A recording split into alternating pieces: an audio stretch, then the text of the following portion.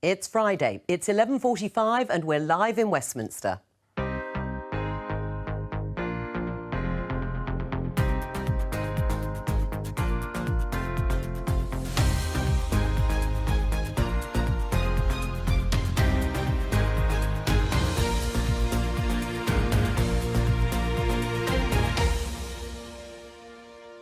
Joining me today, Alan Mendoza from the Henry Jackson Society, Alison Phillips, editor of the Daily Mirror, Brexit backer Tosin Adedayo and comedian Marcus Brigstock. So, what's going on today? That means fighting against the burning injustice that if you're born poor, you will die on average 9 years earlier than others. 3 years on, Theresa May sets up an office for tackling injustices as she tries to secure a lasting legacy. I think that no deal is a mistake. It's a mistake because it will harm the economy. 2 months ago, Cabinet Minister Amber Rudd was arguing against no deal. Now she says she accepts it might happen. And how is social media changing the way young people engage with politics? I actually always say, if you want to talk to my office, drop me an email. If you want to talk to me, the only way to get me really is a Facebook message. Let's start with an interview with Theresa May in the Daily Mail, where she talks about her premiership and her legacy.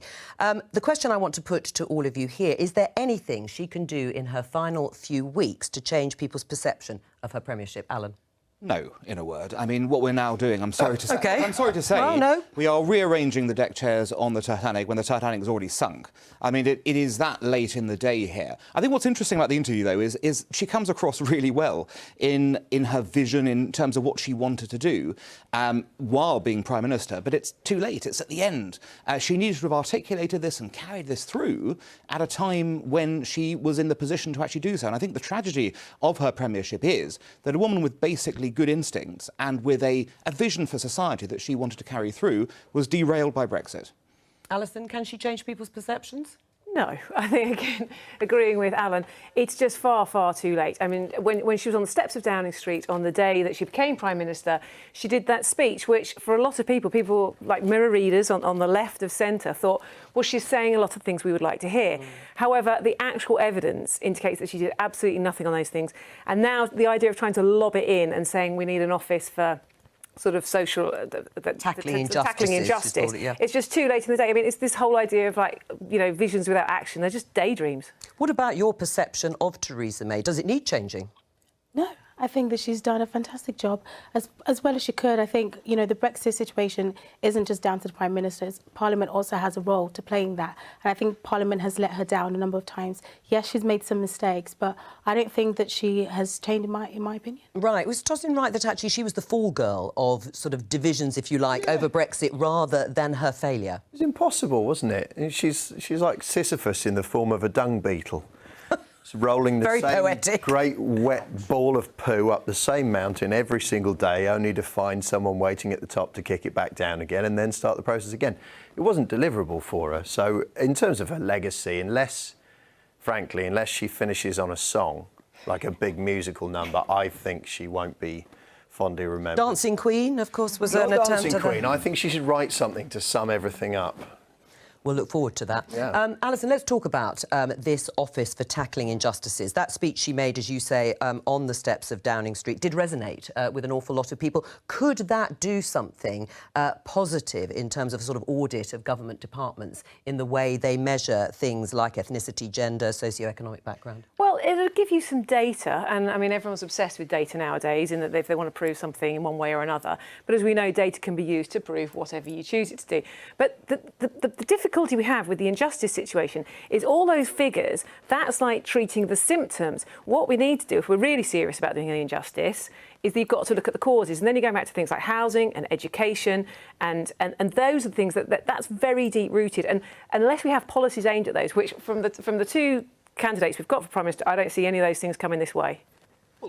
Just on that, though, a data-driven approach is important. I mean, otherwise you're just, looking at shibboleths and looking at ideology and going, well, I think this, I think that. I think it is too little too late in the sense if you wanted to make this a pillar of your premiership. Yes. But this will hopefully set up a standard going forwards for others to go, actually, we can see the stats. Let's do something about it. We already know. There is already evidence enough there to show the difficulties we've got in this country with inequality. And also the stories are there. The stories are there that schools can't afford toilet paper, that schools are closing at lunchtime on a Friday because they cannot afford the teachers and the teaching assistants. We know this is happening. You can write as many graphs and spreadsheets as you like, but it is still definitely happening. You reference the two candidates. Both candidates have promised to spend more money on schools. This is one of the key issues here in terms that we're looking at. They have done, and they've also promised money for all sorts of things. Whether we see any of that money, or whether again we all get sidelined into another Brexit debacle, remains to be seen. Well, the magic money tree, as people have cited. Huge now. Let's have a look at a bit of the interview with the Mail, where Theresa May says, in hindsight, she can see she should have done more to prevent what she describes as the polarisation between the language of soft and hard Brexit that divided the warring factions in Parliament. Yes, it's with hindsight. Should she have done more?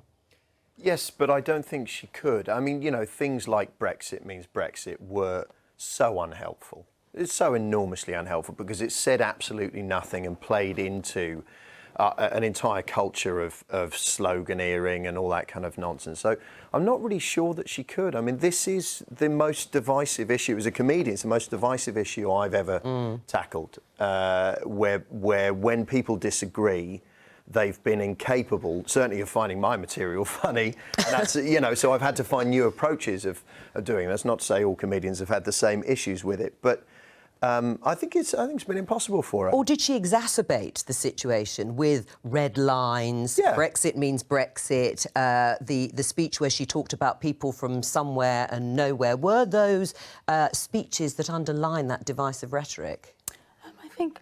I feel that she, as Marcus said, she didn't really have a choice. I think, the backbenchers were very forceful in their opinions, and I felt that she had to come out quite strongly to show that she we were actually going to leave. And I think, unfortunately, she didn't have the backing of her Brexiteer MPs. I think that's what let her down. I mean, is there always a problem with a Remainer, someone who voted Remain, then having to deliver Brexit, or was that just a sort of... Possibly, but I think for too long it felt like her main consideration was holding the Conservative Party together, not holding the country together. If she'd come out the day after the referendum and said, OK, it's 52-48, it wasn't like 90-10, it was incredibly close. So now let's all get around the table and try and work out a positive way of moving forward, rather than actually all that language that you referenced there was what has actually made those divisions, which were really bad before the referendum, but they've made them an awful lot worse since.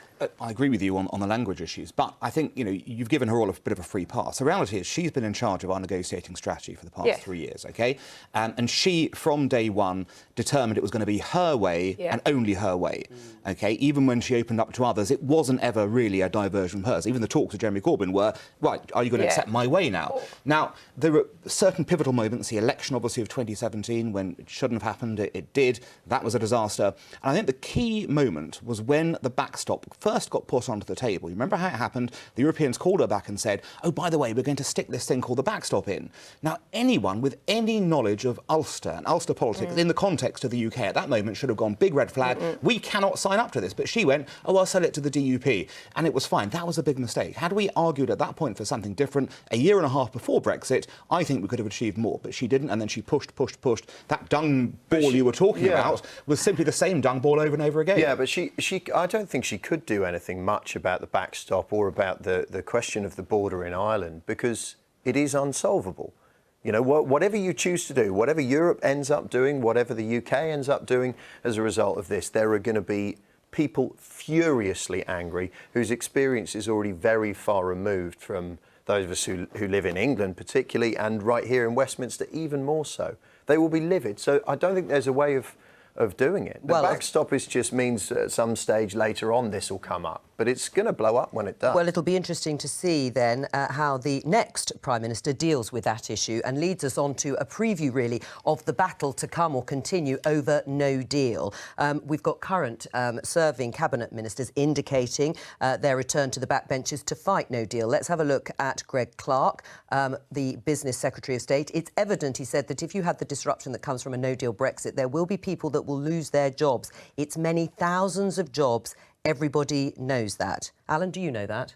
Of course not, and he doesn't know that either. The reality is that economics is the only profession where you can be wrong more than right and still be called an expert when it comes down to it. How many forecasts over history, over time, have been completely wrong in economic terms? Now, the mistake, I think, when you look at projected economic outcomes is that you don't take into account how people actually respond to those, the real-life response that happens. And famously, we were told, vote out of the European Union, the economy will tank straight away. George Osborne said it, Mark Carney said it, many other people said that. Although they always argue, of course, we hadn't left at that point. OK, but that they wasn't did say it would happen immediately. No, I take that. Repercussions would be immediate. What's happened is that people's expectations change, things move. I suspect there will be job losses in an adjustment period. You know, that's what happens when there is an adjustment in any economy. But I think the idea we wouldn't be able to bounce back from that much quicker than people assume is different. It's key, really important that people don't go, I suspect there will be job losses. Because what if it's you? What if it's your family? And what if where you live, a job loss for you means that the community you live in and your family starts on a downward trajectory? I'm a very privileged man. I'm very, very lucky. But as a touring comedian, I go all around the country and I see places where life is infinitely more difficult than my experience. And job losses are not, well, these things happen. For some families and eventually for some whole communities, that is devastating. So economists may not be able to accurately predict how many there will be or whatever. But if there is a risk of some significant job losses, we need to treat that so carefully and with such respect and caution, and it mustn't be an over-there issue. I don't for a moment disagree that we have to look at this carefully and look at this, you know, in terms of how this works. But at the same time, and I should point out, I voted Remain for various reasons. But I do think that policies of all kinds cause job losses, OK? If you want to avoid job losses, sometimes just do nothing. But the reality is sometimes you have to transition in order to look at a change in this country. In this case, people are saying we have to deliver what the people voted in 2016, and this is one such option. It's a delivery. Or is it a negotiating tactic? I mean, that is where the questions are beginning to fall, because if I show you Amber Rudd, the Work and Pensions Secretary, who was very much against no deal, she's backing Jeremy Hunt, but she said both candidates have said that no deal is part of the armoury in the negotiations going forward, and I have accepted that. The situation is that we're leaving by the end of October, but it'd be so much better to get a deal. What we really need is for everybody's effort to go into trying to get a deal. She's accepting no deal. Well, as you say, she's saying that she's accepting no deal, and clearly it's a negotiating tactic. However, if we're looking at Boris Johnson as next Prime Minister, which most likely we are, I think he has shown himself to be so cavalier with other people's livelihoods and with other people's futures, with other people's jobs, that I wouldn't have any doubt at all if we ended up in a no-deal situation. And it could be horrific. Yeah. Doesn't? I absolutely agree. I think, yeah, it is a reality that could happen, that Boris Johnson will push us into a no-deal situation. You don't think he's bluffing? It's Boris, you can never tell, can you? And that's where we cannot be in that situation. It's so difficult to tell. Am I wrong in my understanding that there will be no renegotiation with Europe? Well, that's what the EU has said. Yeah. Well, is it? I mean, isn't this what's being tested to some extent by the two contenders? They always claim, despite the fact that Theresa May said repeatedly it is no deal, it's better than a bad deal, that somehow they didn't believe her, but they believe them. But Europe want a deal as well, don't they? So you would like to hope that we can, you know, with a new Prime Minister, that there is some way of getting talks back on again. But is that Prime Minister Boris Johnson? Well, it's looking that way at the moment. On the contrary, I think you want Boris Johnson. He's the person you want to go to Brussels, because just as none of you knew where his position actually was, if you walk into a negotiation, you know you've got to keep everyone on their toes and you've got to make them blink first, basically. Now, let's be frank about it. Is Boris or Jeremy Hunt going to be the person who makes the other side blink first? Well, it's going to be Boris. I still won't put anything past Boris Johnson, to the point that, remember, this is the man that wrote 2 pieces on Remain and Leave before he came out and decided which one he was going to pick. He is a man who would, if it's going to keep him in the job that he wants and it's going to keep him in power, he would do anything and he'd sell anybody down the river. But if your theory is correct, OK, and Boris is inherently pragmatic, then you shouldn't be sort of denigrating his likely ascension. You should be supporting it. No. And can you have a Prime Minister where you've got so many questions? Chaos is often mistaken for pragmatism. I don't think he knows. I really don't think he's got a clue how he might deliver any version of this. No deal, 31st of October, later than that. Yeah. I think he's chaotic, and reports I hear, who knows whether they're right or not, are that he simply doesn't do enough work to have the answers to these things. He's quite lazy, he's very chaotic, and he's easily distracted. And he should be a stand-up. I mean, this is my end of the poll. It's why I stay in the shadow. He might steal your audience. All those things were said of him when he was London Mayor. He delivered a reforming and good administration using expertise around him, OK? This is the key. You know, what has been the hallmark is that Boris sees himself as the chairman, not the CEO. He dictates strategy, goes down that line. He looks at the top and fiddles here and there, but he allows experts, I hear you, to solve but in London, he problems. wasn't having to bring people into such a divisive issue as this. Yes. And the question about who you bring in takes judgment from the middle, and I wonder whether Boris Johnson has that. What about his claim that the negotiation will be around a free trade agreement while the UK is in the so-called implementation period, that will be a much longer period of time, and that you'll roll in issues like the Irish backstop, which will become irrelevant if a free trade agreement is actually settled? Will there be an implementation period? Because I've heard it said many times that there won't be. Unless they sign up to the divorce settlement first. But, you know, is the EU minded to change its position? That will very much depend, I think, on what the tactics are to go to them. One of the best things I've seen recently is the idea that you don't go to Brussels, but you go instead to Dublin. And you literally do a deal with the Irish, whether you bribe them or threaten them one way or the other, to get them into position where they're the ones who drop the opposition to the backstop, and that enables the Europeans to do so. I think the amazing thing about this is 3 years in, we are still no closer to actually understanding the final possibilities than we were 3 years ago. Right, and then it brings us to this idea of what Parliament might do to thwart no deal being pursued. Alison, Philip Hammond... Sit-in. Well, tell us about the sit... I mean, I was slightly sort of agog when I heard that they might be doing and I was wondering whether they were taking, like, packed lunches and food to keep them going. Because, so this is this idea that's come out today, that he is so opposed to the idea of proroguing Parliament, which, of course, would be shutting it down. Appalling for our constitutional thing to do, that they would take as dramatic as locking themselves in. And then there's another attempt, isn't there, with the Northern Ireland legislation that's gone through this week, that they will have to keep reporting back on it, so it gives them a reason to come back.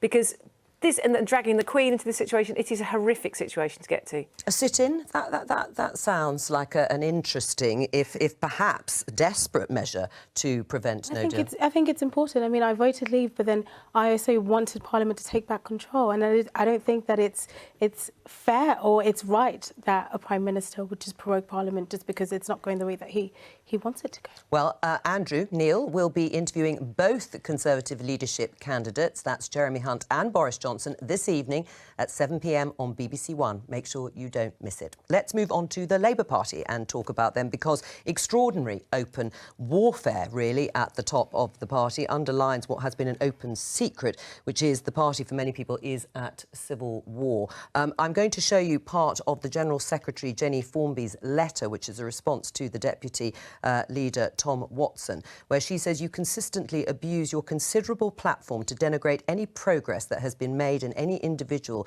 that is involved in that, traducing my reputation and publicly attacking me when you know that I am undergoing chemotherapy." And this is in response to the BBC documentary Panorama on anti-Semitism in the Labour Party. What do you make of that intervention from Jenny Formby? I mean, this is just such a sad situation, I think, for anybody who's a Labour voter or a Labour member. We've got... They are now sort of washing their dirty linen very, very publicly.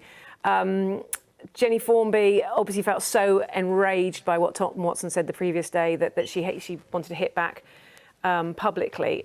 I can't really understand why things like this couldn't be done privately. And if you've got people at the very top of your party who cannot communicate effectively privately on these issues, you've got real problems. And it's absolutely tragic when we all know that we've got all these Brexit concerns, we're facing a no-deal Brexit. What people on the left in this country really want is strong leadership and a sense that we are really trying to push in the same direction. Is there any way back from this for the Labour Party? I think, you see, I can understand a lot of the frustrations from Jenny Formby, because she will feel that the party has taken a lot of action on anti-Semitism, and that may or may not be true, that may not have done sufficient, but it's more than what they've actually done now. They need to root out anti-Semitism properly, then they need to be seen to be rooting out anti-Semitism properly, and then they need to get to such a point on what they've made such progress on anti-Semitism that no one, either within their party or without their party, is able to throw it back at them. Right. I mean, Tom Watson, though, seems to imply that they are part of the problem. Of course they're part of the problem. This is why they can't have private discussions. The reason why they're unable to solve this privately is because, as Panorama evidence, the leadership of the Labour Party is engaged in killing this issue off and trying to not tackle it, but instead hide it, delete emails, do private activities, do anything they can, it seems, other than the obvious thing to do, which is to expel the anti-Semites. And as a result, they cannot sit quietly. Labour MPs who feel passionately that a great national institution, the Labour Party, one of our two great political parties in this country, which has been in government so many times, has been destroyed by this virus of racial hatred that is being propagated by Jeremy Corbyn's office. I think it's also the dismissive nature in which the Labour Party have handled this. You know, banding around the 0.06% number. It's ridiculous. It kind of, you know, weakens. I think they have made progress. This is quite tragic, but I think they have made progress in some areas, but they haven't made enough progress, and that there's this sense of defensiveness around things that they're doing, which is really unhelpful. Right. I mean, we asked the Labour Party for an interview, but no one was available. There is a part of Jenny Formby's letter where she accuses Tom Watson, the Deputy Party Leader, of being complicit in creating a perception that anti-Semitism is more prevalent in the Labour Party than wider society. Should they be aiming for something higher, the Labour Party? Yeah, much higher, and it won't do for people at the top of the Labour Party to be telling people how difficult this is for them. Mm. Yeah, there are friends of mine, people, colleagues and all the rest, who are specifically now frightened because they have said, look, I've experienced this firsthand, and in declaring that they've experienced it firsthand, the number of direct threats and passive threats and accusations immediately explodes. I mean, Tracy Ann Oberman, for example, is going through daily hell, and well done her for being so courageous. There are a great many others, but it won't do for the top of the Labour Party and the membership across the country to be looking at each other and going, are you all right? Because they're not the concern. And I think sometimes when you've done something wrong or something wrong has happened, the only thing you can keep doing is saying, I'm sorry, I'm going to make this better. Don't try and defend anything, just say, I am sorry and I'm trying to make this better. So Diane Abbott has tweeted that Tom Watson knows perfectly well that he cannot make demands of the General Secretary, Jenny Formby. She is only answerable to UK Labour NEC, that's the party's ruling national executive, and very wrong to imply that she is dealing with this matter with anything less than her usual professionalism. What do you make of that response? What I make of that is, so the letters that we get in from our readers, they are ordinary, decent, compassionate people across the country. They're not really that interested about the internal machinations within the Labour Party. They just want the party that they believe in to show and exhibit all those values. Right. I mean, if the Shadow Home Secretary is tweeting a response like that, does it mean that there is pressure on both sides, Tom Watson as the deputy and Jeremy Corbyn as the leader, to resolve this or not? Totally. They have to get into a room and they have to work out what is the best way of dealing with anti-Semitism within the Labour Party, but then also making it clear that that is what they're doing. Right. There is something slightly Orwellian about the idea of the shadow cabinet not being able to view the submission. According to Tom Watson, the Labour Party said they've offered that to him, being able to view the submission being made to the Equalities Commission, because the only eyes on it must be people in the ruling executive. Is that going to hold? There's got to be... Anti-Semitism is what we're seeing here, but what lies beneath that is what's increasingly looking like a sort of dysfunctional nature within the top of the Labour Party. And and we've got to get to that point where they can communicate and they can... Because they are an amazing party with some amazing policies at the moment, and all that is getting lost in this big debate on anti-Semitism. Yes, do you think it is? I mean, the anti-austerity agenda, which many people will support and think is the way forward, is not getting any traction because of this. No, but it's not only because of that. It's also that I think most people can't take an anti-austerity approach seriously while the Labour Party is supporting seeing through Brexit. There won't be a credible fight against austerity in the UK after Brexit. Not in the near future anyway. It isn't possible. Right. Well, it will be too difficult. There won't be enough money. It's as simple as that. There won't be enough money. Right. Well, let's talk about Labour Party policy on private schools, because I want to welcome in Holly Rigby, who's been campaigning to abolish private schools and would like the Labour Party to take it on as policy. While she's taking her seat, let's bring up this. It's actually a tweet from your campaign, but has the support of the former Labour leader Ed Miliband. And the Labour Against Private Schools says, we're delighted that Ed Miliband is supporting our Labour Against Private Schools campaign. Do you want to abolish Eton then? Well, yeah, so we started this campaign for many reasons. We think it's very long overdue, but the Tory leadership election has been a particularly unwelcome reminder of how a privately educated elite still dominates our politics. So we've got Boris Johnson, who went to Eton. We've got Jeremy Hunt, who's at Charterhouse. These are schools that charge fees of £40,000 a year, double the average salary in this country. And actually, as a state school teacher in one of the most deprived boroughs in London, I just think it's fundamentally unjust that no matter how hard my students work, no matter how much they want to change society, they are statistically less likely to end up in the jobs that we run in the country, in politics, in the media, in law, and things like that. And so, yes, absolutely, we think we should abolish Eton. Alan? I've got terrible news for you. The news is that while I admire your campaigning zest and zeal in this, what do you think would happen if you abolish the private schools? What you'll firstly end up doing is having to decant all those pupils and spend state money on the extra 7% of pupils who don't need to have money spent on them to put them into schools. You're wasting resources there, number one. Number two, do you think for one moment that those pupils would not get tuition up to the eyeballs, up to the hilt, to propagate whatever issues you are suggesting? I think the issue here is we have to be realistic. We have to look at ways we can mitigate within the private system. We've already seen changes in the last few years in terms of partnerships, facilities, bursaries. We need more of those things, and we need to build, not destroy. You're after a destruction agenda here. We want to build for everyone, not to destroy.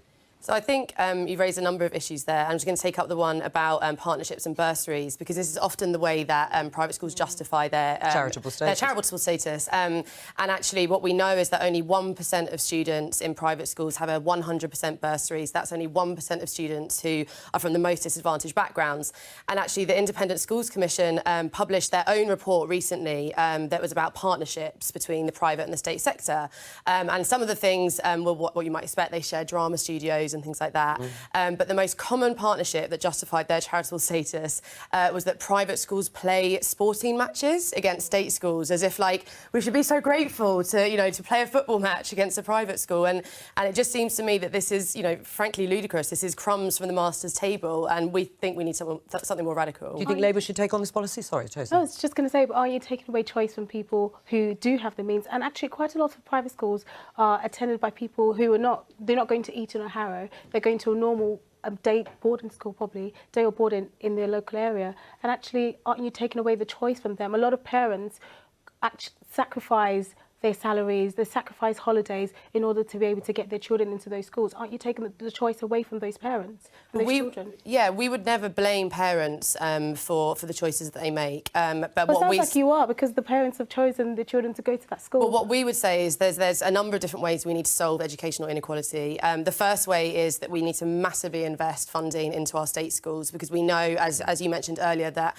we've now got a funding crisis that I see on a daily basis in schools like mine, teaching assistants being cut, special needs provision just being completely decimated. So we need to invest in the state sector so that people feel confident in that sector. But actually, we can't leave the private schools untouched either, because I think that we shouldn't have a school system that is segregated by class, actually, and that we would have a more socially cohesive society if we have all children of all classes, educated side by side. Do you believe that, Tosin? Would it be more equal? I don't believe that. I really don't. I didn't go to private school in the UK, but I was born in Nigeria and I went to private school there. And I know just how important having that option is for young people and for parents to be able to, if the state school isn't up to scratch or up to standard, having that choice that they can go somewhere else, the parents can spend their money actually helping their children have as better chance in life as possible. And I agree with you that we should actually focus on getting the state schools to be as good as they can be so that they can compete with private schools. But I don't necessarily think that we should knock, private schools down. I'm sure, as someone who's privately educated, that there are far too many people like me in Westminster. I'm certain of that, and I've been sure of it for a very long time. I'm very grateful for the advantages I was given in the education that I had, but I do think that it's given me a different way of seeing the world. It's given me a very different experience, particularly having been to a boarding school, and I think that the massive overrepresentation of people a little bit brighter mostly, but like me in Westminster, I think is really corrosive, and I think I'm not quite sure how you address it.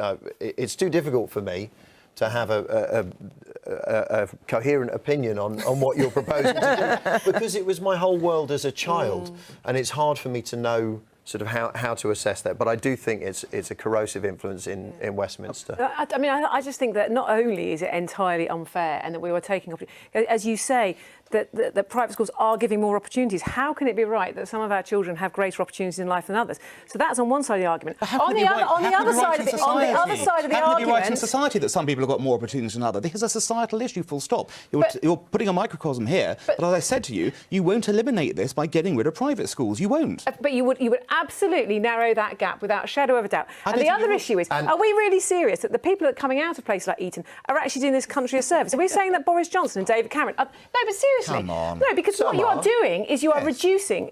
Probably some are, but what about all those very, very bright kids who could really take this country into a new generation? I would say I've got a good set of Year 9 students that I was teaching this week who are very talented, very hard-working, and would do a much better job than Boris Johnson currently will. And they will never get anywhere close. And what we're doing is we're accepting mediocrity from a lot of people because their parents had the money. And we can't call education a microcosm. You know, it's vast. It's what shapes. It's huge. You're not taking into account though what would happen if you abolish them. People would have private tuition, and they would have those opportunities still in a way that they have now. What would happen to the pupils that would have to be schooled elsewhere? What's your solution? I can say that. But where would you put them? Well, thank you for that. That's a comforting thought. Where would you put them? So we have a number of different things that we would say that we want to do to integrate all private schools into the state sector. So we obviously want to abolish charity status, but we say that doesn't go far enough, actually, because we know that these big public schools like Eton have historic endowments that were meant for the education of poor scholars and now are not used in that way. So let's redistribute those endowments more fairly and democratically. And I would say let's turn Eton into a further education college or a special needs school, because I think it would be much better used than for a very small number of posh boys. But there is an assumption in some of the discussion here that private schools somehow are always better than state schools, even in the way they currently exist. And actually, there are some parents who could choose to send their children to private school who send them to state schools. Yes. Are they always better, private schools, because they're paid for? I think what they are better at is networking opportunities so that people can swan out of there. They will be coached in a certain way so they can pass exams, and then they will swan out because their friends' dads got a job in the city, then they get a job in the city.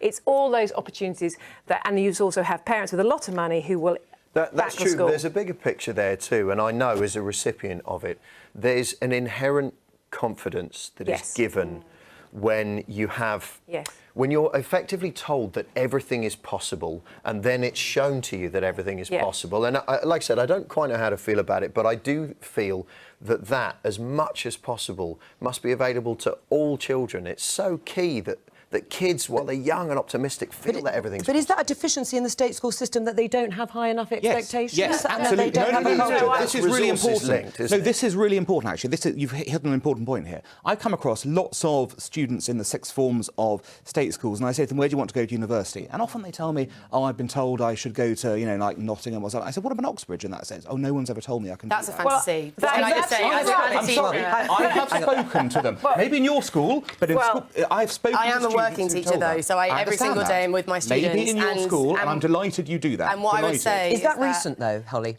Yeah, of course. I mean, I've got students who have, from Elephant and Castle and Newham who have gone to Oxbridge and things like that. I even had a former student who won a scholarship to Eton. He was one of the very small numbers of people who won a scholarship. And yes, he had an opportunity to meet incredible people. The Old Boys network that he had access to was extraordinary. But for every one of those students, there was 179 other children in that year group who didn't get that and who will never get access to that. And so it's not about plucking out one or two children from their communities and giving them a posh education. I understand that. But expectations, setting up children to fail is quite often the phrase that you hear. I've got 3 children in the state education, and I have never felt at any point any teacher has ever set them up to fail. I think they're given amazing opportunities. They've been given a great education, but they are never going to have that network through a private school. Is Labour going to take on this policy? I think it'd be brilliant if they did. Well, I know you might think it's brilliant, but do you think they will? Where are you with this campaign? Yeah, so we are absolutely delighted. We have had the backing of a number of MPs, obviously most high-profilely Ed Miliband, but also Laura Pidcock, who's a fantastic new young MP,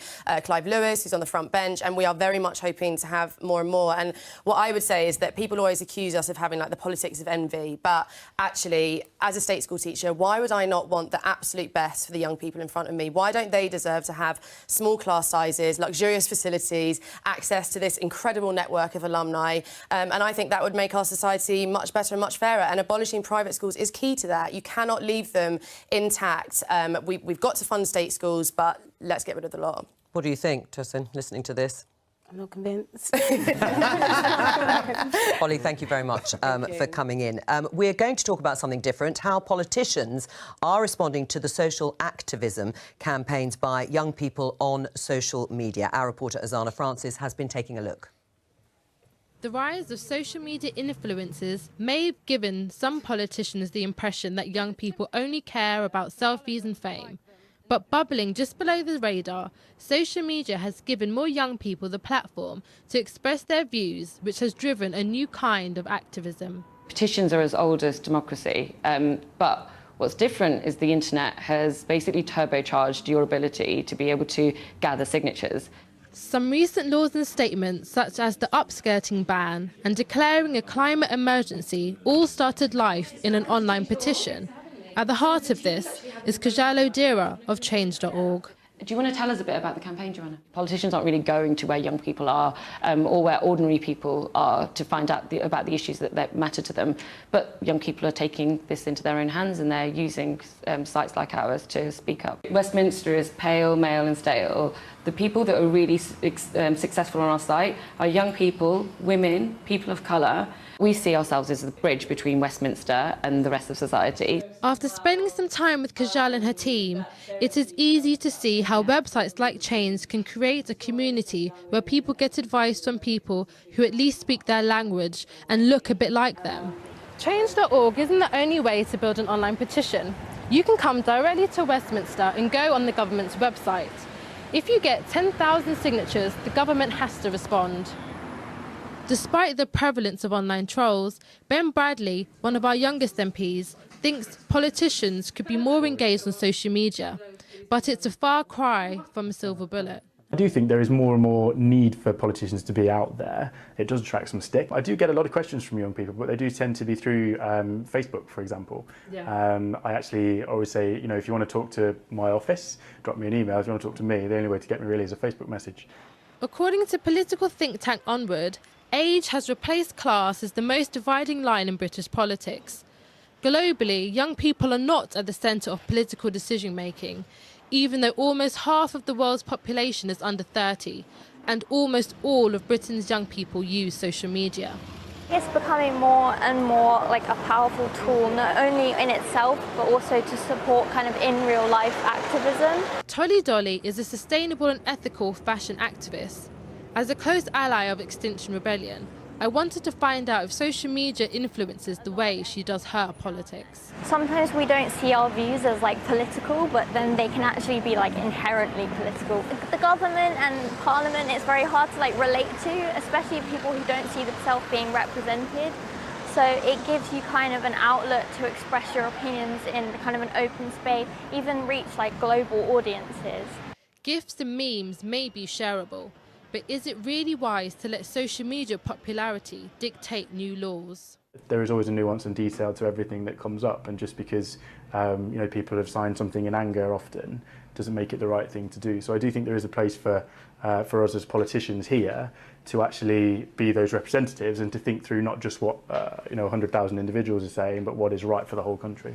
It's obvious that social media has changed how a whole generation of people engage with politics. But with the average age of an MP at 50, it will be interesting to see how Parliament evolves to the ever-changing nature of online activism. Marcus, You're touring with your show. Yes. Do you think that young people engage more with politics through comedy?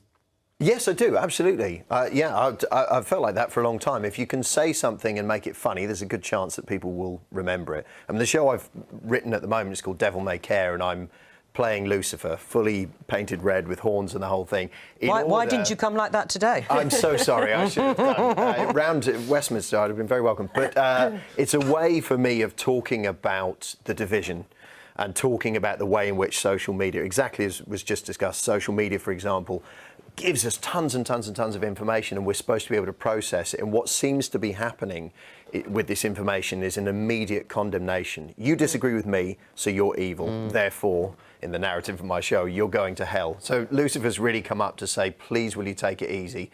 Because I've just had a load of people come in for using plastic straws. So I'm doing it. I'm doing the Devil May Care at the Edinburgh Festival, and a play about alcoholism and sobriety and how that affects families. Right, and are your audiences full of young people? Yeah, absolutely. Yeah. Well, actually, I've been lucky because I've done lots of Radio 4 and kids telly and everything in between, that I get a really wide spectrum. I often get teenagers and people in their 70s, which I think is ideal. Yes, it's a good test for me. Do you think politics of the future is going to be dictated to, by and large, by social media and campaigns on them? I think there will be room for traditional politics in the sense of Parliament and MPs, but I do think that social media has played a significant role getting more and more young people interested in politics. I think it's a way, it amplifies our voice. So we're an attention generation. Whatever grabs our attention, we want to talk about it. And I think social media is a way for us to directly put that out there and let politicians know that this has grabbed our attention. We really want to push on this. I think, actually, as I mentioned before, that I keep up with Nigerian politics. Last week, in Nigeria, we saw young people actually change and repeal a law that was going to affect quite a number of people through the use of social media. And we saw a senator that actually led to his arrest for assaulting a woman, which 10, 20 years ago, that would have been swept under the carpet. Right. But social media allows these issues to be brought out and allows young people to actually have a voice. Well, that is very interesting, because that was the direct result of a social media campaign. Is that something you would support, or do you think there is a danger of sort of moving with whatever social media is clamouring for? Well, the positives are, of course, engagement and people being able to access, actually, even their representatives in a much easier way. In the old days, you may have seen an MP once in a blue moon at a surgery, had to literally hunt them down. Now, you're one tweet or one Facebook message away from communicating with them. That's a good thing. However, the disadvantages are, of course, that we have seen no filter on social media, and something that appears amazing at first thought, and you've gone, I'm going to pile in, turns out, once you've thought about it, to be less good. And secondly, the abusive side of social media is truly hideous and has had a corrosive effect on our politics, full stop. And the echo chambers, though, the point that you're sort of picking up on, has that been sort of reinforced a bit by social media? You're talking to the same people time and time again. There's no real chance of being challenged. And I think the point that Marcus makes about the anger, the level of anger, people aren't even necessarily reading an entire story. They're just reacting in the very moment. It's a very emotional... The Mirror's been working on a project at the moment called Britain Talks, and we're trying to get people from all different sides of different arguments. So we had a Brexiteer and a Remainer. Were two great examples. We had thousands of people enrolled to do this. That's our show every day, pretty well. And then bring them together and say, right, we're not trying to get you to change each other's opinions. What we want to do is sit down and try and find points of commonality between you, things that you agree on. And hundreds of people did this last weekend, and there's some amazing stories. And it might be just that they agreed, they both like a little drop of rosé in the evenings. But those points are still there, and we all have to, within the way we use social media, be mindful of it. Right. I mean, do you think, though, the politicians that don't engage fully with social media are going to be the ones that fail or struggle? Yes, because, I mean, as your report said, that everyone under the age of 25 is on social media. So as those people get older in their life, that is going to remain constant. They've got to be on social media. It's impossible to know who might help politicians with this, though, because this is new enough. And those who do engage with social media, for the most part, make, at the very least, some mistakes. It's new and people don't know. My generation is sort of 40-year-old, but we are not that good at it. We're either completely obsessed or push it away. And I think that it's a vital tool in how MPs communicate with people. Jamie Susskind's book, Future Politics, is very interesting about the effect of all of this on our politics. Any advice, Tosin, you'd have for politicians engaging in social media? Keep up to date with the memes. Keep up to date with the memes. Well, that sounds like a pretty good advice. That's all we have time for here on Politics Live. From all of us, though, have a very nice weekend. That's it. Bye-bye.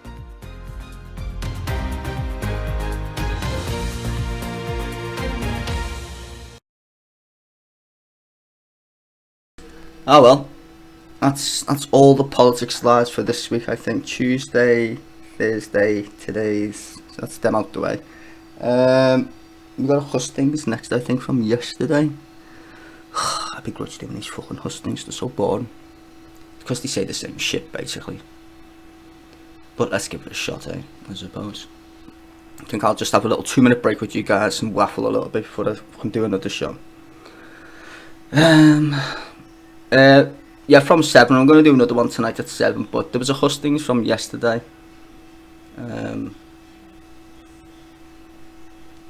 I think I might stream that. Some stream. Almost worth the same as a pound. Well, to be fair, I want the pound to be lower than a euro. We get more investment if it was lower. The pound's been high for ages, man. It's been, the reason why the pound's so strong is because it's a safe investment, basically. It's been too high for too long. The more it comes down, the better it is for our companies, because they pay taxes in dollars, not pounds. A lot of people don't know that shit, man. When the pound goes down, the exchequer makes more money in taxes, believe it or not. Because to pay in pounds is expensive. To pay in dollars isn't so expensive, but they pay more in dollars, which is weird. So you make up for it in the currency market, so to speak. So it's quite interesting, that aspect. That's why you always see the FTSE up when the pound goes down. Multinational corporations pay in dollars, people, not pounds. The Tories have got a lot of tax in, actually, but it's not due to just them. It's due to the fall in the pound as well. It's not good incentive external stuff, like buying power. Like gas and shit like that, because we import a lot of stuff as well, you know, like gas and whatever. So at that point it does cost the exchequer money. Well, it cost the Bank of England money, I should say, really, because then they have to you know, print more money and shit and whatever, and issue longer debts with slightly higher interest rates on the debts, or bonds, government bonds. But if you was to watch that show that I was trying to stream the other day about the Royal Bank of Scotland, is the Bank of England basically gave Royal Bank of Scotland government bonds to shore up its capital, so they could sell the government bonds, and nobody knew about it. They did it by stealth, which is why there wasn't a run on the bank for RBS like there was for Northern Rock, which is quite interesting. But anyway,